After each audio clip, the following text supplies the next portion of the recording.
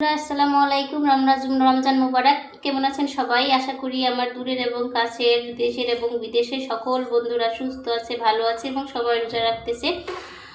প্রত্যেকদিনের মতো আমি আবারও আপনাদের সামনে উপস্থিত হয়েছি একটা রেসিপি নিয়ে। সেটা হচ্ছে পাঙ্গাস মাছ ভুনা। পাঙ্গাস মাছ পছন্দ অনেকেই করে, বিশেষ করে বাচ্চারা এটা অনেক পছন্দ করে, যেহেতু এটা অতটা কাঁটাযুক্ত মাছ না, হালকা কিছু পরিমাণ থাকে, এর জন্য এটা বাচ্চাদের মূলত ফেভারেট। বড়রা অনেকে পছন্দ করে। অনেকে তো অনেকভাবে পাঙ্গাস মাছ খেয়েছেন, তবে এভাবে ভুনা করে খেয়ে দেখবেন। আমি একদম ছোট ছোট পিস করে রান্না করছি। যেহেতু ছোট ছোট করে কেটে যদি রান্না করা যায় তাহলে অনেক সুন্দর হয়, এটার মধ্যে লবণ ভালোভাবে ঢুকে। তা আমি কিভাবে রান্নাটা করলাম সেটাই আপনাদের সাথে শেয়ার করব। চলেন আর কথা বললাম না, আমরা রান্নায় চলে যাই।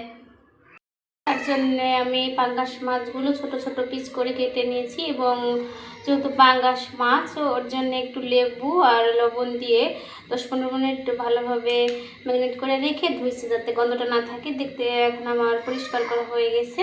এখন চুলাটা অন করে দেব, কড়াইটা বসিয়ে দেব। চুলাটা অন করে দিয়েছি, কড়াইটাও গরম হয়ে গেছে। এবার আমি পরিমাণ মতো তেলটা দিয়ে দেব।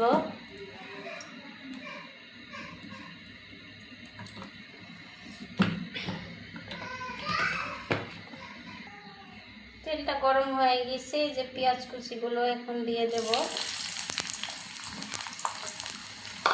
সাথে দারুচিনি, এলাচ, লং দিয়ে দেব। যেহেতু এটা পাঙ্গাস মাছ দেওয়াই লাগবে, না হলে ভালো লাগবে না, এটা গন্ধ থেকেই যায়।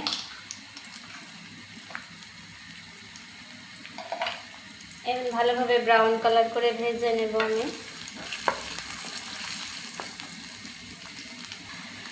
পেঁয়াজটা ভাজা হয়ে গেছে, এবার আমি পরিমাণ মতো সব মশলাগুলো দিয়ে দেব। রসুন বাটা, আদা বাটা এবং জিরা বাটা দিয়ে দিলাম। ধনিয়া গুঁড়া, হলুদ গুঁড়া, মরিচের গুঁড়া। মরিচটা যে যেমন ঝাল খাবেন সেই পরিমাণ। পাঙ্গাস মাছ একটু ঝাল ঝাল হলে ভালো লাগবে। পরিমাণ মতো লবণ। মশলাটাকে ভালোভাবে কষিয়ে নেব।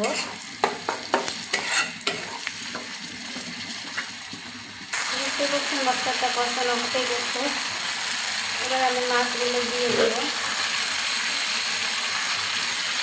ভালোভাবে কষিয়ে নেব আবারও 2 মিনিট। দেখতেই পাচ্ছেন তেল ছেড়ে দিয়েছে, মানে আমার কষানোটা কমপ্লিট। আর এখন আমি হালকা একটু ঝোল দিয়ে ফুটিয়ে নেব। আমার কষিয়ে ফেলেছি অনেকক্ষণ, হালকা পরিমাণ পানি দিয়ে একটু ফুটিয়ে ফেলি। বেশি দিব না, যেহেতু এটা আমি ভুনা করব, হালকা দিলেই হবে। রান্নাটা শেষ করে ফেলেছি, ঝোলটাও শুকিয়ে গেছে। এখন আমি পরিবেশন করে ফেলবো। রান্নাটা আমার শেষ হয়ে গেছে বন্ধুরা, আমি পরিবেশনও করে ফেলেছি। দেখতে যেমন লোভনীয়, খেতেও তেমন সুস্বাদু। যেহেতু পাঙ্গাস মাছ অনেকেই পছন্দ করে, বিশেষ করে বাচ্চারা। তো আমার রান্নাটা কেমন হলো, আমার রেসিপিটা কেমন হলো তা অবশ্যই আমার কমেন্ট বক্সে জানাবেন।